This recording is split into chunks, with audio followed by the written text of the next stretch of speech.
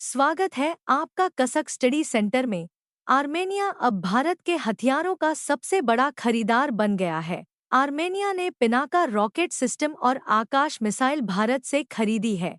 यही नहीं, भारत आर्मेनिया को तोप का भी निर्यात कर रहा है। इससे अजरबैजान की सरकार दहशत में है, जो पाकिस्तान और तुर्की से हथियार खरीदता है।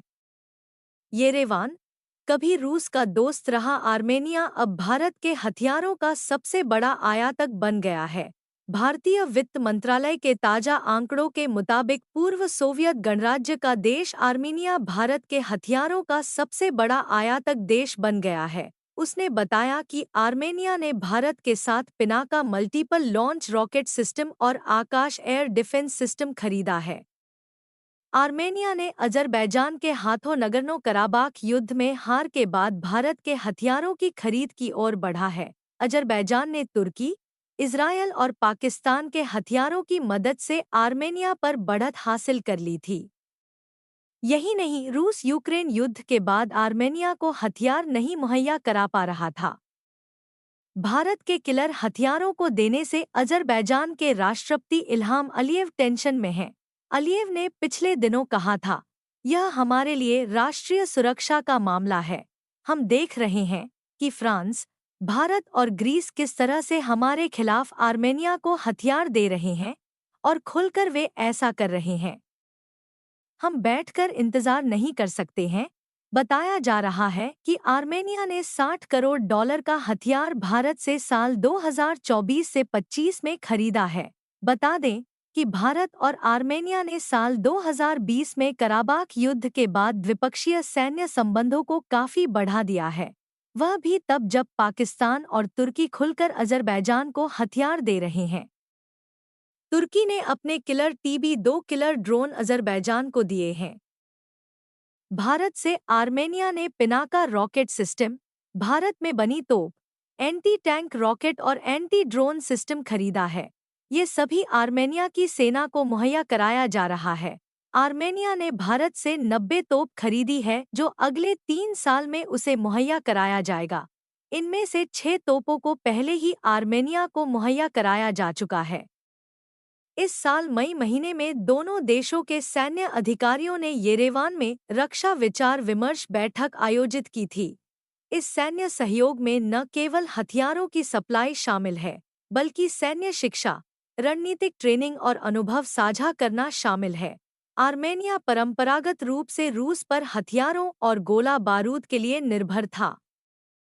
वहीं रूस के साथ तनाव के बीच और यूक्रेन युद्ध के बाद आर्मेनिया अब वैकल्पिक सप्लायरों पर काम कर रहा है। यूक्रेन युद्ध के कारण रूस हथियारों की आपूर्ति नहीं कर पा रहा है। पिछले साल अक्टूबर महीने से आर्मेनिया ने फ्रांस की कंपनियों के साथ कई हथियार करार किए हैं। इसी से अजरबैजान के राष्ट्रपति घबराए हुए हैं। अजरबैजान ने खुलकर भारत से हथियारों की सप्लाई पर विरोध दर्ज कराया है। अब चलते हैं दूसरे खबर की तरफ। रेलवे अफसरों का कहना है कि गति शक्ति के आने से काम की रफ्तार में इजाफा हुआ है। अब सालाना 70 से 80 प्रोजेक्ट अप्रूवल किए जा रहे हैं। इनकी संख्या पहले 7 से 8 थी। रेलवे प्रतिदिन 14.50 किलोमीटर ट्रैक का निर्माण कर रहा है। केंद्र सरकार भारतीय रेलवे का कायाकल्प के लिए लगातार कोशिश कर रही है। इसमें यात्रियों को सुरक्षा देने से लेकर ट्रेनों में कवच सिस्टम लगाना भी शामिल है। इस बीच भारतीय रेलवे ने हाइड्रोजन गैस से ट्रेन चलाने की तैयारी शुरू कर दी है। रेलवे बोर्ड के सदस्य अनिल कुमार खंडेलवाल ने कहा कि भारत इस साल अपनी पहली हाइड्रोजन ट्रेन का संचालन शुरू कर देगा। 2047 तक ऐसी ट्रेनों की संख्या बढ़कर 50 हो जाएगी। रेलवे बोर्ड के सदस्य अनिल कुमार खंडेलवाल का कहना है कि 16 जुलाई को कवच के चौथे वर्जन का अंतिम विनिर्देश कर लिया गया है। अब हम इसे पूरे देश में लागू करने जा रहे हैं। 1400 किलोमीटर के ट्रैक पर काम पूरा हो चुका है।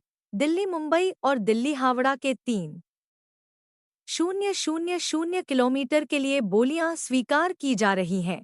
इस बजट में रेलवे को 2,62,200 करोड़ रुपए आवंटित किए गए हैं। इसमें से करीब 1.08 लाख करोड़ रुपए केवल सुरक्षा बढ़ाने के लिए उपयोग किए जाएंगे। रेलवे अफसरों का कहना है कि गति शक्ति के आने से काम की रफ्तार में इजाफा हुआ है। अब सालाना 70 से 80 प्रोजेक्ट अप्रूवल किए जा रहे हैं। इनकी संख्या पहले 7 से 8 थी।